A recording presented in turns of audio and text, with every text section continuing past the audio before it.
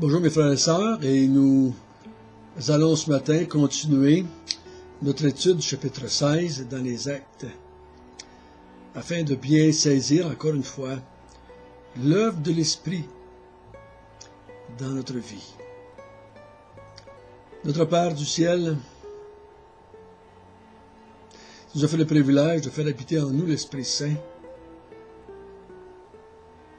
Tu dis que quiconque se repent et qui se fait baptiser au nom du Seigneur Jésus-Christ reçoit le pardon des péchés et le Saint-Esprit.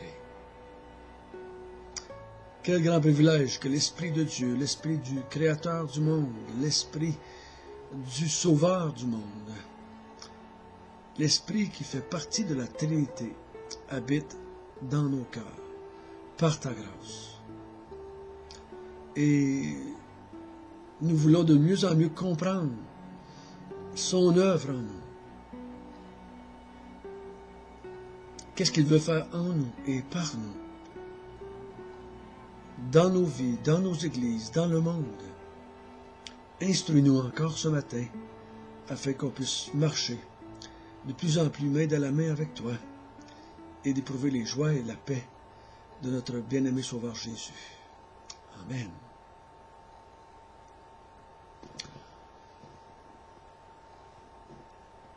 Si je résume un petit peu,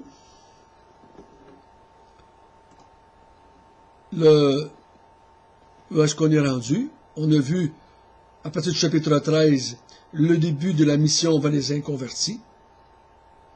Et dans le chapitre 13 et 14, nous avons vu le premier voyage missionnaire de Paul, accompagné de Barnabas.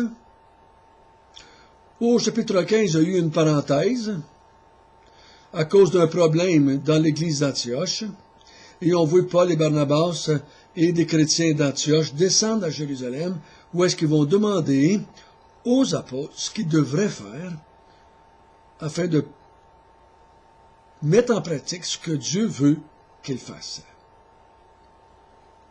À la fin du chapitre 15, on a vu Paul et Barnabas qui décident de vouloir aller entreprendre un deuxième voyage missionnaire, mais il y a eu un conflit entre les deux, et le conflit est tellement violent qu'ils se séparent pour le restant des Actes des Apôtres. Ce conflit arrive entre Paul et Barnabas à cause de Marc. Un voulait l'emmener, Paul ne voulait pas l'emmener. Finalement, Barnabas va partir avec Marc sur l'île de Chypre, et Paul va prendre Silas, et lui va être recommandé par l'église d'Antioche. Ils vont partir, accomplir un deuxième voyage missionnaire, et on va voir qu'ils vont revenir à la fin, encore une fois, pour donner un compte rendu à l'église. On a vu au début du chapitre 16 que Paul va prendre avec lui un nouveau équipier sous le nom de Timothée, et on a vu qu'il l'a fait circoncire, parce que Timothée était à moitié juif, et à cause qu'il était à moitié juif, Paul veut éviter un paquet de problèmes avec les Juifs dans les synagogues et ailleurs. Donc il va le circoncire afin de pouvoir œuvrer librement parmi les Juifs et parmi les non-Juifs. Et ce matin, nous allons voir la suite de ce voyage qui a été commencé par Paul et Silas, et ils sont ensemble. C'est où est-ce qu'ils ont trouvé Timothée? Ils ont trouvé Timothée à Derbe et à Lystre. Et là, ils vont continuer leur voyage. Et nous allons voir l'intervention du Saint-Esprit dans l'œuvre, ce que j'ai appelé comme titre, l'œuvre du Saint-Esprit. Nous sous-estimons souvent l'œuvre de l'Esprit Saint dans nos vies, dans la vie de l'Église, et dans la vie même des inconvertis. Nous savons que nous avons vu depuis le début que c'est l'Esprit Saint qui œuvre. C'est lui l'instrument que le Seigneur Jésus a donné à l'Église pour bâtir l'Église, pour œuvrer dans l'Église, afin que l'Église devienne un instrument entre ses mains. Jésus a donné l'Esprit Saint, on nous avons vu ça dès le début des Actes. Vous recevrez une puissance de cet Esprit, et à cause de cet Esprit-là, vous serez mes témoins Et nous allons voir ce matin une séquence. Même si nous n'avons pas toutes les données à chaque fois que le Saint-Esprit fait quelque chose, mais il nous en dit assez pour savoir que l'Esprit est à l'œuvre dans la vie de Paul et dans la vie de tous les croyants, jusqu'à aujourd'hui. Même si on n'en a pas des signes extérieurs comme on va voir ici, nous croyons par la foi que l'Esprit Saint travaille dans nos vies, par nous et dans le monde. Lisons ensemble, si vous voulez bien. Chapitre 16, verset 6. Ayant été empêché par le Saint-Esprit d'annoncer la parole dans l'Asie, il traversa la Phrygie et le pays de Galatie. Arrivé près de la Mysie, il se disposait à entrer en Bithynie, mais l'Esprit de Jésus ne leur permit pas. Ils franchirent alors la Mysie et descendirent à Troas. Pendant la nuit, Paul eut une vision. Un Macédonien lui apparut. Il lui fit cette prière. « Passe en Macédoine, secours-nous » Après cette vision de Paul, nous cherchâmes aussitôt à nous rendre en Macédoine, concluant que le Seigneur nous appelait à annoncer la bonne nouvelle. Ayant parti de Troas, nous fîmes voile directement vers la Samothrace, et le lendemain, nous débarquâmes à Néapolis. De là, nous allâmes à Philippe, qui est la première ville d'un district de Macédoine. Il y eut une colonie. Nous passâmes quelques jours dans cette ville.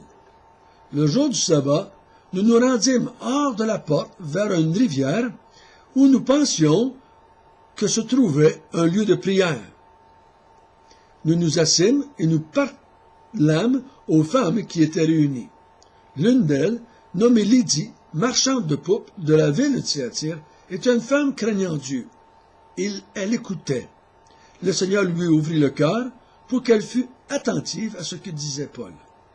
Lorsqu'elle eut été baptisée, avec sa famille, elle nous fit cette demande: « Si vous me jugez fidèle au Seigneur, entrez dans ma maison et demeurez-y. » Et elle nous pressa par ses instances.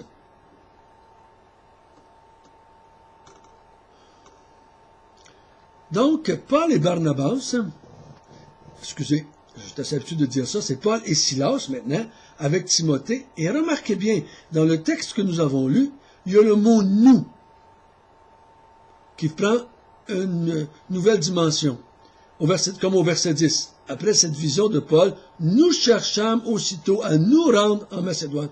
Donc ici, Luc fait équipe avec Paul, avec Silas, avec Timothée, et peut-être qu'il y en a d'autres. Mais ici, l'auteur, qui est Luc, est devenu un de ceux qui accompagnent Paul dans son travail.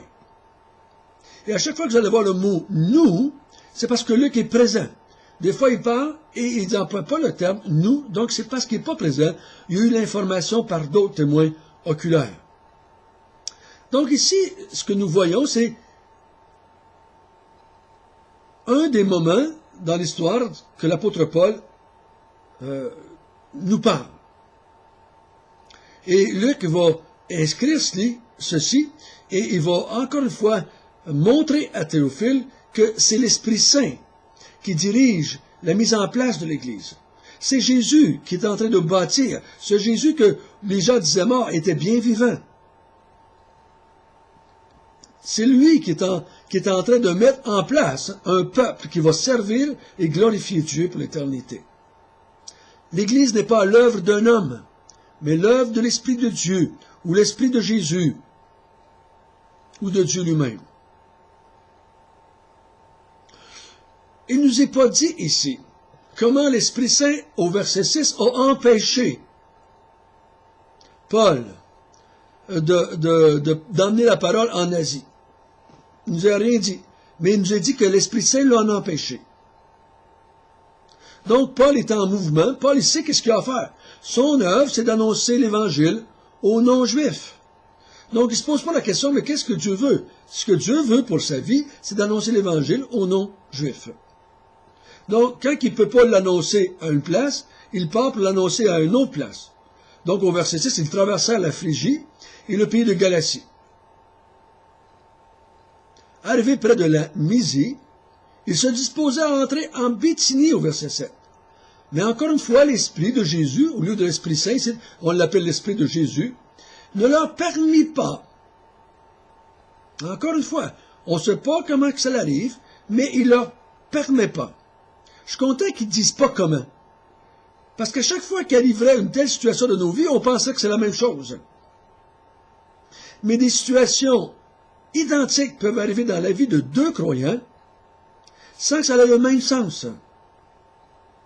Peut-être que dans une telle situation, Dieu va me conduire, moi, à ne pas parler, et va vous conduire, vous, à parler. Donc, ici, l'Esprit Saint empêche l'équipe missionnaire, conduite par Paul, de répandre l'Évangile dans la Bithynie. Donc, ils franchirent la Mysie et descendirent à Troas. Donc, voyez-vous comment l'Esprit Saint est actif? Il l'empêche, il l'empêche. Et là, au verset 10, il donne une vision à Paul. L'apparition dans cette vision d'un Macédonien qui demande, viens nous secourir. Qu'est-ce qu'ils comprennent?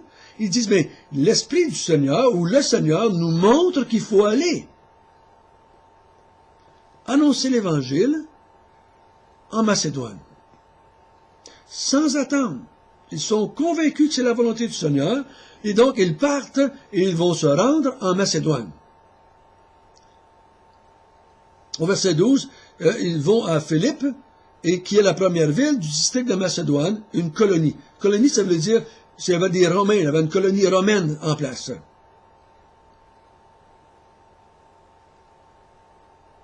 Donc, il semble qu'il n'y a pas de synagogue dans cette ville, parce que Paul cherche un lieu de prière.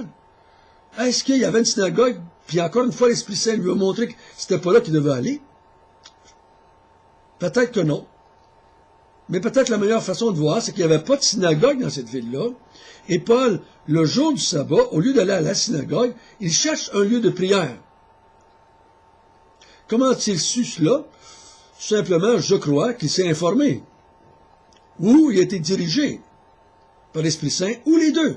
À travers de la demande d'information, l'Esprit Saint le dirige, et finalement, il se retrouve dans un lieu de prière, et là, il trouve quelques femmes réunies pour prier. C'est des femmes qui craignent Dieu. Pas un idole, mais le Dieu d'Israël. Et Paul se met à parler avec eux autres. Et une femme, au verset 14, nommée Lydie, qui est marchande de pourpre, c'est une forme de teinture. Elle vient de la ville de Thyatire, donc elle est probablement là en train de vendre des teintures. Elle a peut-être commencé un commerce, là, dans cette ville de Philippe. C'est une femme qui craint Dieu, un peu comme Corneille, un peu comme l'Éthiopien. Des gens qui craignent Dieu. Elle écoutait ce que Paul disait. Le Seigneur lui ouvrit le cœur pour qu'elle fût attentive à ce que disait Paul. Voyez-vous ici, une fois on dit que l'Esprit Saint l'empêche, l'autre fois on dit que c'est l'Esprit de Jésus, troisième fois on dit au verset 10, concluant que le Seigneur nous appelait à annoncer la bonne nouvelle en Macédoine. Ici, c'est marqué que c'est l'Esprit du Seigneur, ou c'est le Seigneur qui lui ouvrit le cœur. Moi, c'est toujours la même personne. C'est toujours Dieu qui est à l'œuvre en lui. Dieu le Saint-Esprit, l'Esprit de Jésus, le Seigneur, c'est le même personnage qui est Dieu.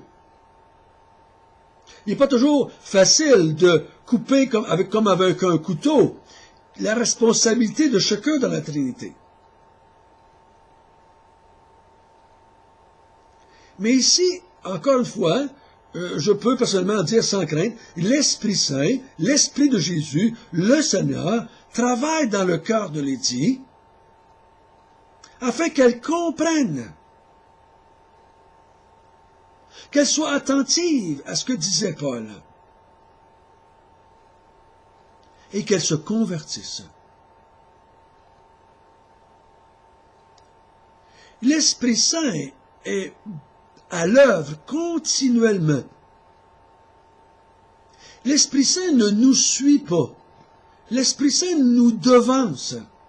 L'Esprit Saint nous conduit. C'est pas nous qui conduisons le Saint-Esprit.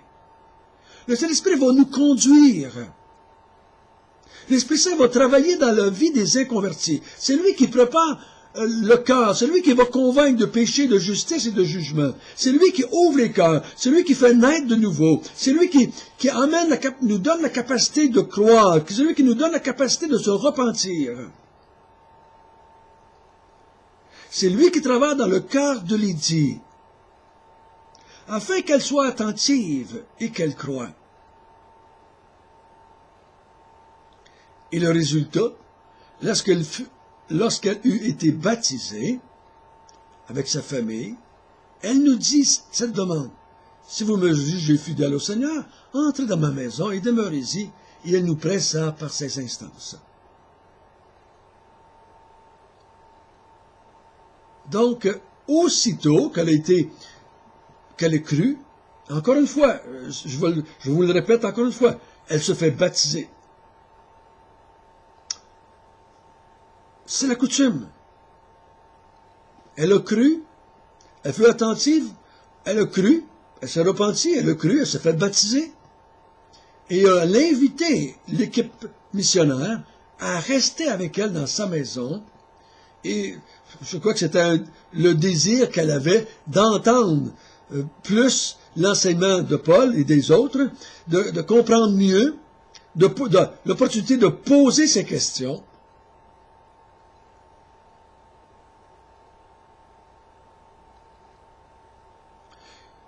Ne tirons pas de fausses conclusions ici en disant que maintenant, à cause qu'elle a été sauvée, sa famille a été sauvée.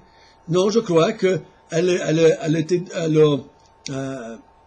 entendu l'Évangile et Paul est allé chez elle, où elle aussi elle a invité ses amis à rencontrer Paul, avec Luc, avec Silas, avec Timothée. Ils ont partagé la foi avec elle, avec ses amis, avec sa famille. Et elles ont été sauvées. C'est pas un automatisme. Faites attention. Quand la Bible décrit ce qui se passe dans une maison ou dans une famille, il ne faut pas maintenant dire ça, c'est une garantie que si je crois et je me fais baptiser, toute ma famille va croire et va se faire baptiser. Non, non, non. Voici ce qui s'est passé là. Il ne faut pas maintenant en faire une application générale et continuelle et la norme. Faisons pas la norme. C'est ce qui est arrivé. Donc, frères et sœurs, soyons pleins de confiance, pleins d'assurance que le Saint-Esprit travaille dans le monde, travaille dans l'Église pour nous conduire vers ceux que lui veut sauver. Lui connaît tous ceux qui vont se repentir et qui vont croire. De tous les temps de l'Église. Et je vous garantis qu'il est bien capable, à travers notre vie de tous les jours, de nous conduire auprès de ces gens-là. Et je suis convaincu que tous ceux qu'il veut sauver, qui sont écrits, comme on dit des fois, dans le livre de la vie, il va diriger des chrétiens vers ces gens-là, de mille et une façons, afin qu'ils entendent l'Évangile. Et il va préparer leur cœur. Il va travailler dans leur cœur, comme dans le cœur de l'eunuque, comme dans le cœur de Corneille, comme dans le cœur de Lydie, afin qu'ils puissent se convertir et devenir des serviteurs de l'Éternel. Notre Père du ciel, merci de nous avoir montré encore une fois que nous sommes loin, loin, loin d'être seuls quand nous parlons de toi.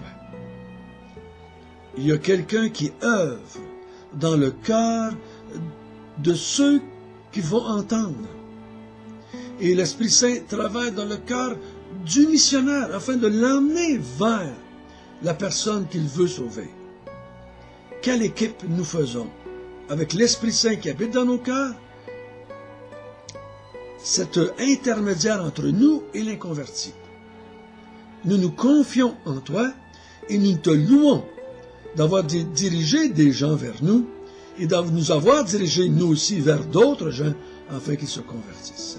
À toi la gloire, au siècle des siècles. Amen.